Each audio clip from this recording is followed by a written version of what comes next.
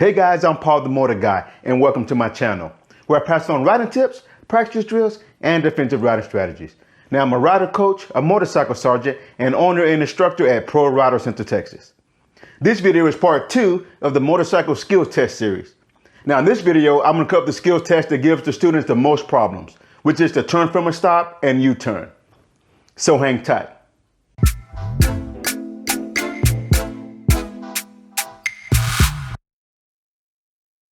Now let me say that this video series covers the skills test required by the state of Texas to get your Class M endorsement.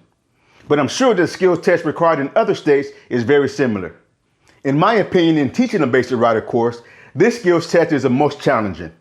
Now, if you're watching this video and if you're taking the basic rider course, let me know in the comment section below if you agree. Now for this skills test, you will start out doing a right turn from a stop. Then you will cross over diagonally and complete a left U-turn within the boundaries. Then start with your front tire in the stop box. The U-turn area is 20 feet wide. Now, if your motorcycle is 600 cc's or higher, you will do the 24-foot U-turn box. Now I'm going to walk through this exercise.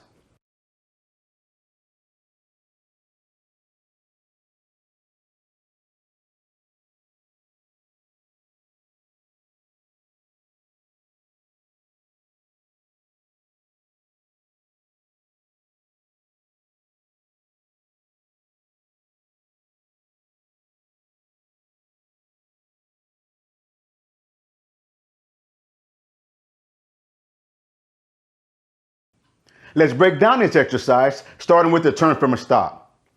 Now, there are two common mistakes I see when it comes to the turn from a stop. The first one is having too much speed when you're taking off.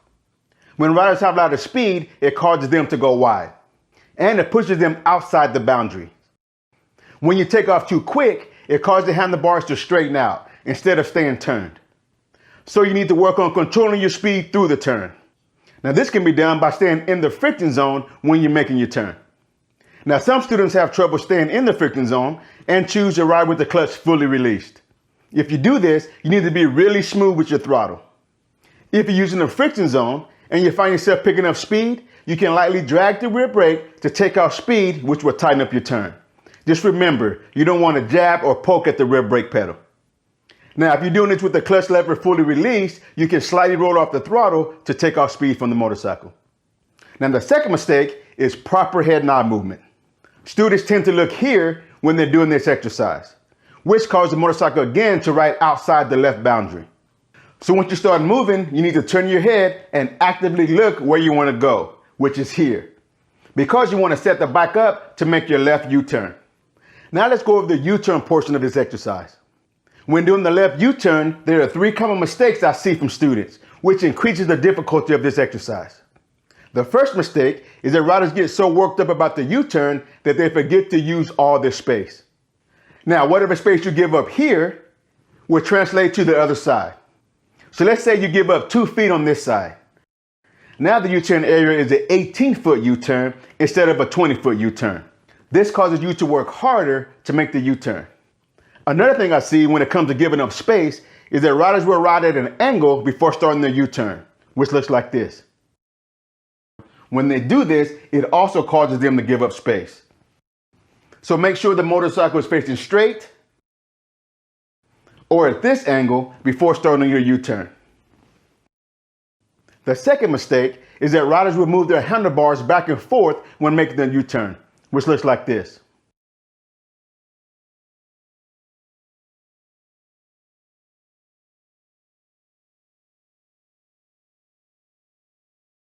So you have to commit to your turn, meaning that whenever you turn your handlebars, you have to hold them turned, because every time you open them up again, it makes you go wide.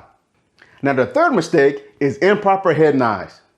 When they're making the U-turns, riders tend to look here at the opposite wall, which makes them go wide. So as you start your turn, you want to turn your head and look behind you and find the red stop box that you're riding to. Doing this will tighten up your turn. Now again, you want to control your speed through the turns, because too much speed will push you wide and cause you to ride outside the boundaries. But you don't want to go too slow to where you feel like you're balancing the motorcycle. My speed when I'm making U-turns is anywhere from 8 to 10 miles per hour. If you're using a friction zone and find yourself picking up too much speed during your turn, you can lightly drag the rear brake, which will take off speed and tighten up your turn. You just don't want to jab or poke at the rear brake. If you're making the U-turn with your clutch fully released, you can slightly roll off the throttle to slow the motorcycle down and tighten up your turn. Now I'm going to demo this on my Concours, which is 1400 cc's. But I'm still going to use the 20-foot U-turn box to show you that you have plenty of space on the small bikes that are used for the course.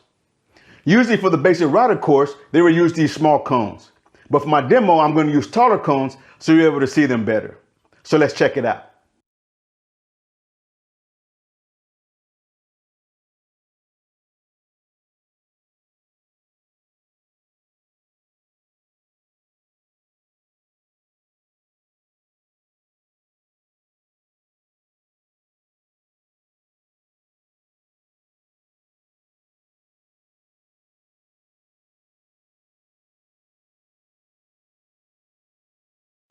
Now for the basic rider course, I've seen them use bikes ranging from 125cc Groms to the Street 500s. If you follow the tips in this video, you will have plenty of room to successfully complete this exercise. Now I hope this video will help you when you're taking your motorcycle skills test. Now, until next time, practice, practice, practice, and ride safe.